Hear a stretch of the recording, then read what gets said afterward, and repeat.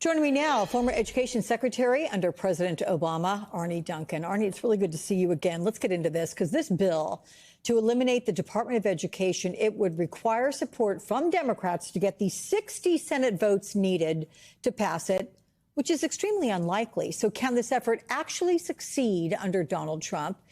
And how could stripping the agency of funds or power impact students?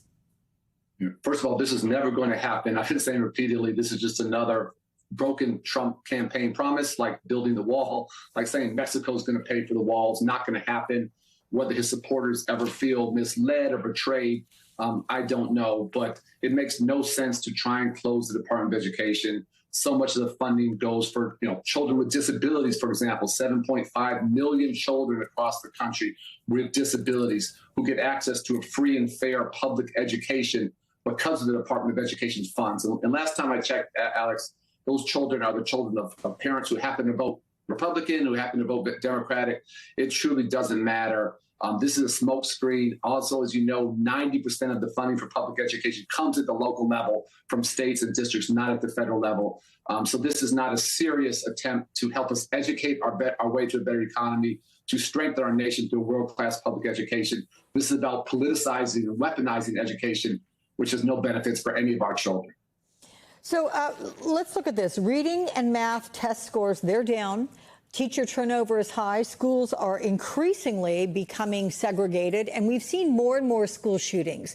It seems that Donald Trump has political objectives for the education system, but does that dovetail with the needs of students? I mean, if you were put in charge of the education department, Arne, now, what would you prioritize? Well, that's exactly the right question. It's just so interesting. If you listen to parents, and a lot of us try and spend a lot of time listening to parents, three things at the top of their list: their children's mental health, they're worried about bullying in schools, and like you mentioned, Alex, they're worried about school shootings. Nothing of what President-elect Trump has talked about or anyone close to him has talked about addresses any of those issues. Parents, frankly, don't care about closing or not closing the Department of Education, Washington. That's too far removed. They care about their child learning how to read, having a chance to graduate from high school, being safe, having a chance to go on to college, and they're not talking about any of those things. And what's so sad to me is education should be the ultimate bipartisan or nonpartisan issue. We should have some goals: leading the world in access to high-quality pre-K, raising reading scores, raising high school graduation rates, leading the world in college completion. Those are nation-building goals. Again, nothing coming out of the Trump administration or those around him remotely talk about any of those goals, which is exactly what parents care about.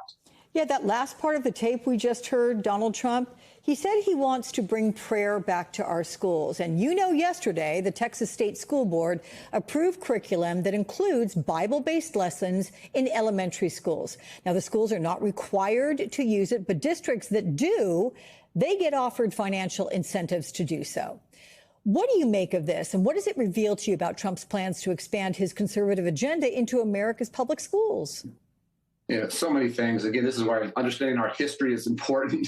America was founded, as you know, to fight from a nation that pushes one religion, and the separation of church and state is what makes America America. And to somehow walk away from that is crazy. Secondly, Alex, can you imagine if a state or district tried to teach the Torah or the Quran, the kind of blowback and pushback you would get? And then the final thing, it's really interesting. If you look at the states who are pushing these things, Texas, Oklahoma, Louisiana, they rank at the bottom nationally. I think Texas is 38th nationally for K-12 public education. Oklahoma's like 44th. Louisiana's 49th. They're at the bottom. They don't need to be worried about these things. They need to teach their children to read and raise graduation rates. These are all distractions. And I really worry they're trying to sow distrust, mistrust of local neighborhood schools. And so much of the Trump agenda is trying to drive down trust in the media, drive down trust in government, in governmental institutions. If they start to drive down trust in our neighborhood public schools, defund them, make parents worry about their local public schools rather than trying to make them strong enough to help their children get a world-class education. Those are all tricks out of an authoritarian leader's playbook. At the end of the day, Alex, truly, that's what I think this is about. It's about sowing mistrust of every institution, including in our neighborhood public schools across the country. Linda McMahon, she is going to hold the same title that you did when you served as Secretary of Education. What do you think of that? What do you think of her potential? Well, if you look at so many of Trump's picks for the cabinet, unfortunately, what are the common themes, the common denominators? She, like many, have been accused not just of sexual assault, but of covering up sexual assault.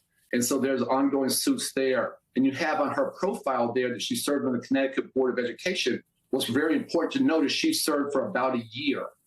Then a newspaper in Connecticut was going to publish a report that she'd lied about her credentials. She lied and said on her resume that she had a degree in education, which she did not, and she quit the next day. And so for me, the lack of integrity on her own academic credentials should be a disqualifier for serving, the U.S. Department of Education. The allegations of covering up decades of sexual assault within the WWF is obviously extraordinarily concerning, but this is the common theme for so many folks who Trump is appointing. Okay, former Obama administration Secretary of Education Arne Duncan. Thanks, Arne. It's good to see you. Appreciate that.